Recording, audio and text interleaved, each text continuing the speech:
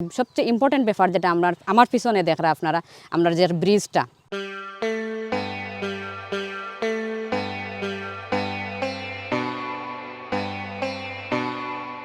দরিদ্র ও স্বল্পোন্নত দেশের তকমা ভেঙে বাংলাদেশ উন্নয়নশীল দেশের চূড়ান্ত সুপারিশ পেয়েছে 2021 সালের 26 ফেব্রুয়ারি। তবে এদেশেই এমন এক জায়গা আছে যেখানে পৌঁছায়নি উন্নয়নের উজ্জ্বল রশ্মি, যেখানে এখনও দীর্ঘপথের যাতায়াত চলে পায়ে হেঁটেই।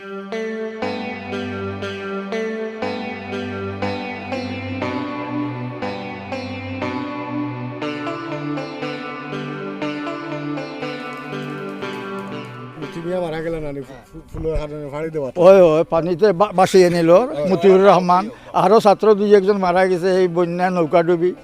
এটা প্রায় এই ঘটনা ঘটে।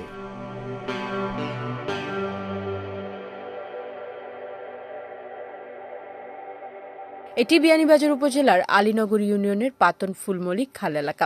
ভরা বর্ষায় এখানকার মানুষের জীবন হয়ে ওঠে আরও দুর্বিষহ। স্কুল, কলেজ কিংবা জরুরিভাবে হাসপাতালে যেতে হলে পড়তে হয় কঠিন ভোগান্তিতে। এবার সেখানকার মানুষের পাশে শক্ত ভূমিকায় উপনীত হলেন বিয়ানীবাজার ক্যান্সার অ্যান্ড জেনারেল হাসপাতালের সিইও মোহাম্মদ শাহাবুদ্দিন।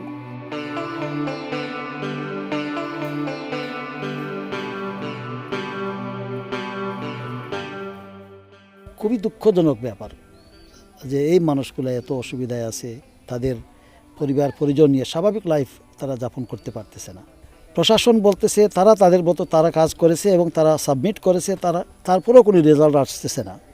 তারা যাবে কোথায়? এই মানুষগুলো যাবে কোথায়?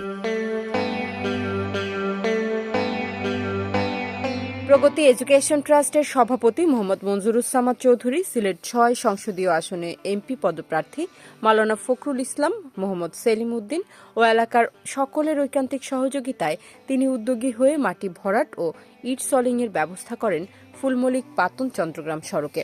বাস্তবায়ন কিভাবে হয় সেভাবে আমরা যেখানে যেতে হয়, যে কোনো জায়গায় লবি করতে হয়, এটা আমরা করব ইনশাল্লাহ। আর এই ব্রিজকে আমরা খুবই কম সময়ের ভিতরে কিভাবে এই ব্রিজ করা যায় এবং কিভাবে এটাকে বাস্তবায়ন করা যায় সেই নিয়ে আমরা কাজ করবো ইনশাআল্লাহ।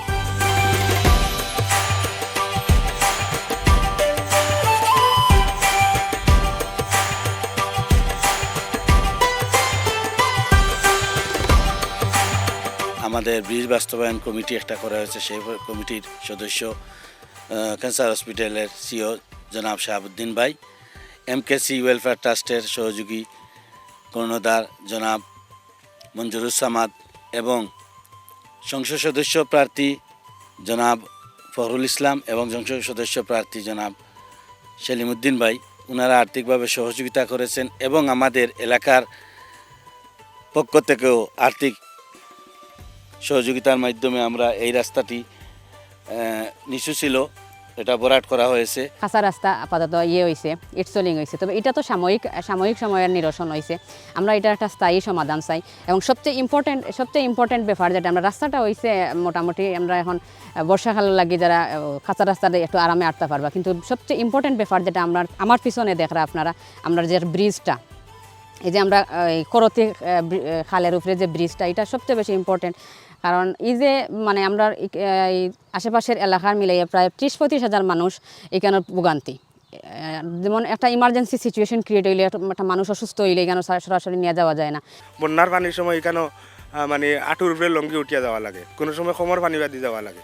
আজকে যে আমরা এটা ফেক মুক্ত হয়েছি বা বন্যার পানি থেকে আমরা বাঁচিয়া থাকবো, এর কারণে আমি গ্রামবাসীর পক্ষ থাকি, আমি ব্যক্তিগত আমার পক্ষ থাকি, আমি এরারে সবরে নেক হায়াতি লাগি দোয়া করি। আর ই যে উপকারের কাজও যারা সহযোগিতা করছেন তারারে ধন্যবাদ জানাই, তারার দীর্ঘায়ু কামনা করি।